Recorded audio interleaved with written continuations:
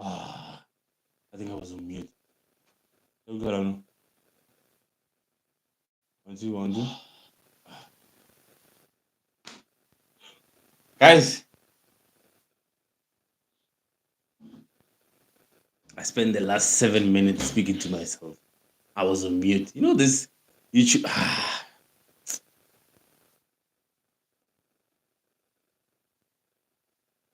I was on mute for 7 minutes. Imagine. Ah. Anyways, yeah, we continue. Let me start. Okay. Let me start. Welcome to the Soccer Huddle. This is your boy Mojere, just an ordinary guy discussing the beautiful game, discussing Kwele Ya Mauto. And you know what? What a beautiful weekend that we've just witnessed. What a spectacular of games we've just witnessed. The Soweto Derby finally delivers on what is known for. Youngsters performing a spectacular FNB full up to capacity, and the youngsters bring on the party. That is what we know the Soweto Derby about. That is what we want to see for the Soweto Derby. The EPL, as always, it keeps on delivering. It keeps on delivering. Manchester United needing 2 penalties to get rid of Everton. Arsenal keep on winning, and Havertz repays his debt to his manager for keeping him or for putting so much faith in him, whereas everyone else was counting him out, but he remained faithful to Havertz, Mikel Arteta. And the biggest game of them all, the two, for me personally, the two biggest and the best managers in the world, Klopp versus Pep, for the very last time in the EPL, and it delivered. VAR controversials, penalties, people being pocketed. It had everything in it. And Chelsea, Ashiwa Bafana Poch, they win. They win at the bridge against the Newcastle. We'll speak about that. And obviously, the top four also gets heated up as Rebone Spurs go Villa Park, Betty Babetta, Aston Villa 4. So, yeah, we speak about that and more on the Soccer Huddle. Before we go in, remember, smash the like button, subscribe, and tell your friends we are live, man. Come on, guys. We are live for the very first time. So, I'm expecting at least so many likes. Get that level. And as well, get your comments in. Get your comments in. Let me know what you think of the weekend that was. Let's call this. I'm gonna take a leap out of a book of one of my favorite broadcasters and say this is Reaction Tuesday. Yeah, no Monday. Reaction Tuesday. Let me know what you think as well. Your reactions over the past weekend. Your reactions over the league itself. How it is pending out. The EPL is now a 3-horse race. The top four is now a 2-horse race, and Man United led the rest. They are fighting to get into the Conference League as well. So yeah, let me know. But you know what, guys? Let's start with the Soweto Derby, man. I was just saying before I realized I was on mute. But this is what the Soweto Derby looks like. This is why we love the Soweto Derby, because you would have fans obviously filling up the stadium. You would have excitement. You would have what is it, youngsters living up and coming into the party. And I think we had those three Saturday. We had those three, and we haven't had them in a while. I think this is one of the first Soweto derbies in many years that actually, even if you were not a Kaizer Chiefs fan, even if you were not an Orlando Pirates fan, you were just a neutral, you actually enjoyed it. And obviously, I do not condone this. What happened last minute? What happened the last minute where things were thrown into the pitch? That we do not condone, guys. Retlisa bana ba rena into the match to show them this beautiful game that we follow, this beautiful game that we go and sit, that we argue about Cody Koning, that we argue about with our colleagues Miracle, that we argue about every single time we meet, whether it's at school, at work. We want to show our kids this sport that we are passionate about. But now people are throwing things now. It is not safe for our kids. It is not safe. Guys, please stop that. If you have grievances, there's many ways of showing your grievances without endangering the lives of other people. Imagine after a beautiful game like that. Imagine. After a beautiful, I remember the last time I was speaking about the Soweto Derby, the president of FIFA was here, and I said we guys disappointed him. If he was there on Saturday, I think he would have clapped. I think he would have given us a round of applause because the quality of football that we saw on. Okay, no, let me not say quality. I think I'm a bit exaggerating, but yeah, well, the bar was not high at all. So yeah, anyways. But I think for me, my take on the game, I think that both teams had glimpses, but I think Pirates were the bigger team. And we look at even before that, the form that Pirates were in as well. I think as a KZG fan, I don't think you would have gone to that derby and expecting a win. Obviously, it's a derby, and then it's your rival, you would obviously want to win and get one over them. But if you look at it honestly, I don't think we were deserving to win the game. But we gave them a win from that. We gave them a run for their money. I think the disappointing thing for me was we led twice and we let it slip. We led twice. Kaiser Chiefs led twice. Orlando Pirates came back twice and won that game. And I think for me, there were glimpses of lots of concentration from the Kaiser Chiefs defense. If you look at the first goal, Yusuf Mar giving away the ball. If you look at the second goal, throw in Bomasimango were nowhere to be found. The shape was thrown off. So yeah, lapse of concentration. I think they need to work. The game I fairly when the ball is out. The game if I referee a referee. There's an old saying that it is not over until the fat lady sings.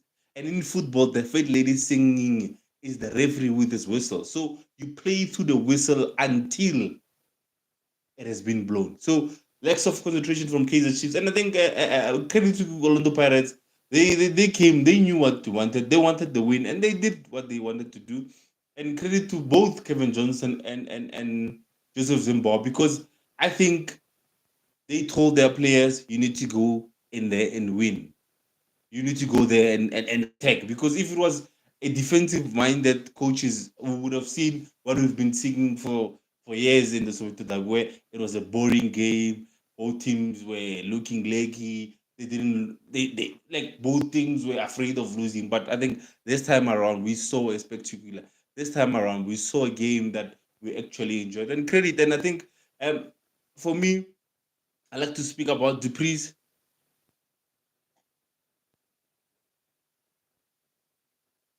He took his goals brilliantly for me. Both of his goals were good, were good goals. But I love the first goal as well. I love the first goal too much. Like in most cases, people would open their body and try and kill it to the other side, but he put it here, top corner, here, and I think it was a beautiful goal. And I think for me, Killer Dupree's, if you're listening, take this as motivation. I think we've criticized you. I'm counting myself as well. I'm not a hypocrite. We've criticized you before, and we had our reasons why.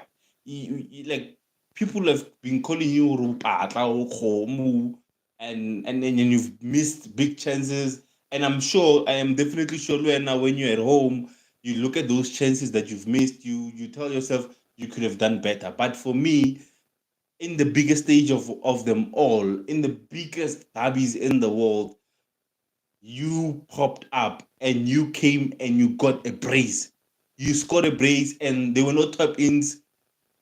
There were no easy goals. They were beautiful goals. For me, I say to you, take that as your motivation going forward and build on that. The past is the past, man. There's no need crying over spilled milk. The past is the past. We learn from our mistakes. They take those past, take them as motivation for you to go forward. With that praise, I hope it motivates you. I hope it gives you confidence going forward. And we know what a good player you are, man.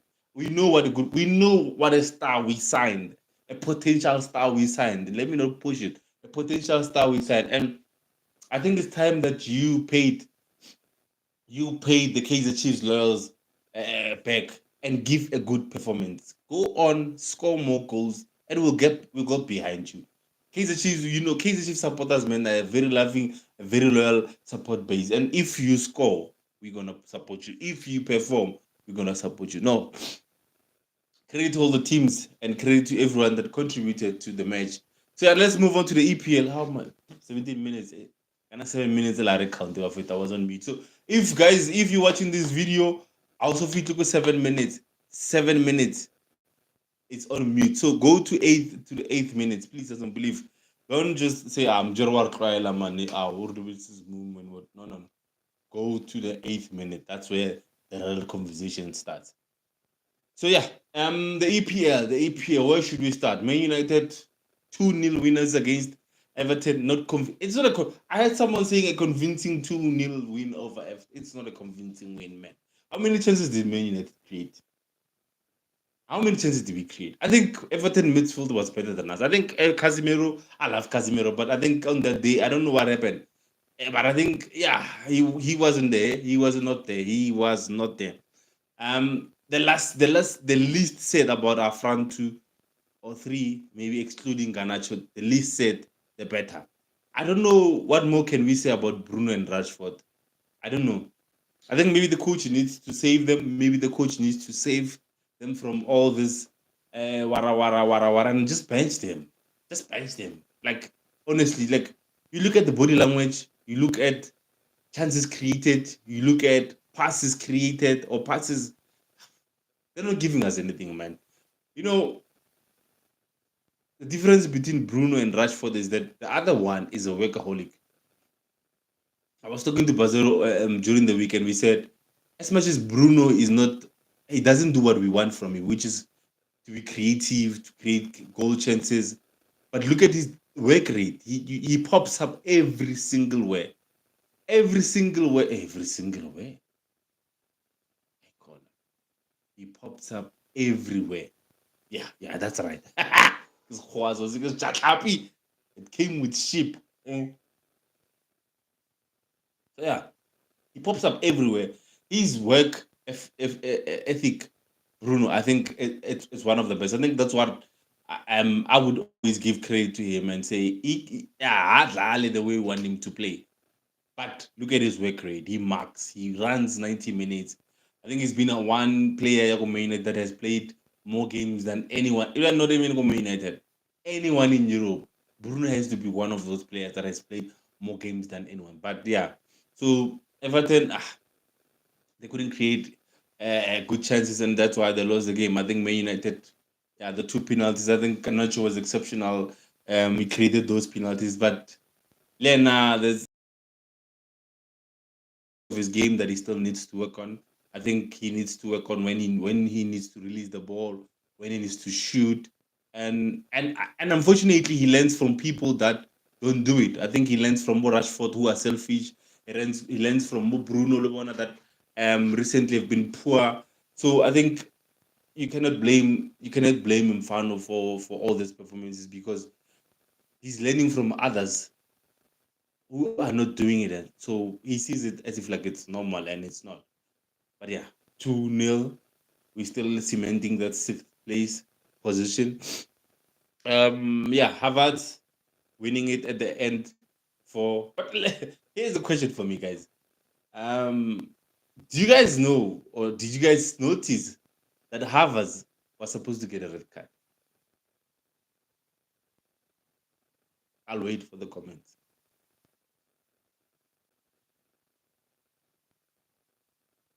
Havertz was supposed to get a red card. There was a relay stimulation where he was on a yellow card, and any day in the EPL, stimulation is a yellow card. Abamova, VAR again in the spotlight. Abamov, and he went on, and I think the keeper could have done better with his goal. I think, yeah, his reflexes were not that good. And if you're a fantasy Premier League player, you would see not coach, the keeper at Brentford has been giving double digits for the amount of saves that he makes in a game, and I think that for me would have done better. I think he spared the blushes around there because we saw the mistake that he did in the first half, and unfortunately, I think Arsenal have learned from their mistakes and they came back and they won them. I think if you look at it over the season, if Rafika May and you look at the 3 points that they won, and you would look at those points were very important in us being where we are. Maybe they might be at that time potential champions. They might be second, but those points, those valuable points, those grinding of results that they keep on getting week in, week out, they would be very important in them pursuing a league title, their first league title in years, or competing for that league title again for a second season in a row. And yeah, credit to Mikel Arteta and his team. They've done good, and I would prefer them winning over the league than my arch nemesis City and Liverpool to get 21. But still, hey, hey, that's not like win the league. You're my way. You got a party out. But yeah, but if I were to choose as a Man United fan, we all know our history, guys. We can't allow Liverpool to, as much as we love Klopp, but we can't allow. We want to give Klopp a nice farewell party, but not the league. You can take the Carabao and the FA Cup and maybe I'd say on Europe, but not the league, man. Otherwise, Liverpool are now 21 and we are 20. So yeah. Speaking of Liverpool, they came up against Manchester City at the Etihad, and I think Manchester, not Man, Liverpool are the only team that can play, that can make Manchester City look like an ordinary team. I think what we saw on Sunday, and it was a second string team at Liverpool. Funny enough, it wasn't Liverpool's first team. It wasn't. It wasn't. If I'm lying, guys, it wasn't. They were missing. They're missing Salah. They're missing Trent. They're missing Jota. They are missing Saboslai.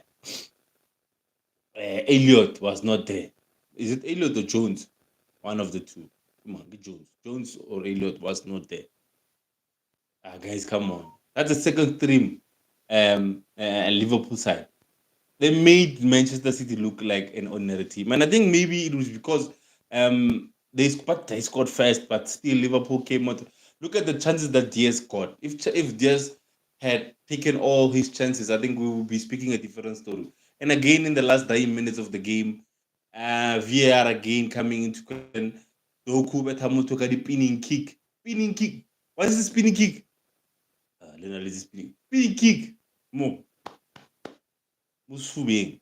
Khatamut. Musfubing. And yeah, okay, I understand. The referee, on field referee would give it and not say not a penalty. But for VAR to look at it, to look at that foul and say that's not a penalty. I look, it's an exciting three horse race, and I think maybe that's what they're trying to do. I was speaking to Bazero earlier on and said maybe that's what they're trying to do. And maybe they're trying to make the league as exciting as it can possibly do. They're trying to drag the three horse race as much as they can. And in that, being having said that, there's for me one team that has suffered most, and there's one team that hasn't suffered at all. If you look at Arsenal, if you look at Liverpool, Liverpool, they would have possibly 4 more points. But because of VAR, they have four less points. And if they had won that game on Sunday, City would be 4 points behind, which would put them in a very difficult position. Arsenal, that Newcastle goal, is it this season or last season where they forgot to draw the lines? I think it was last season. But Manchester City have never suffered for a VAR problem. They've never suffered. They've never suffered. So I don't know what you guys think. Let me know what you think. But it's an exciting three-horse race. We'll see how it ends. And hopefully VR doesn't contribute. Let the teams play. Let the managers coach. Let the teams play. Let us, the supporters, enjoy this football. Enjoy this beautiful game that we follow each and every day of our lives. And finally, Pochettino's side win at the bridge on Monday evening against Newcastle. Leona, Eddie House like, but you know what, guys? Isaac is a great striker, man. I think if anything should happen to Newcastle, maybe they don't make it to the top four or then go to Europe. I think Alexandra Isak is one striker that people need to look out for. I think he's very good. His finishing is top class. He's got pace. He's good in the air. I think he's, for me, if Man United are looking for a striker, I would happily take him. Isak is, for me, one of maybe top 5 best strikers in the league, in the EPL. Argue with me if you want, but for me personally, I think he's up there. He's one of the best. I think he's just one of the best. Anyways, until we meet again, remember to like, share with the Chumisa how our Mojere and Ale live. We were live for the first time. And until we meet again, remember prevention is better than cure. Don't risk it unless it's worth it. I'm out.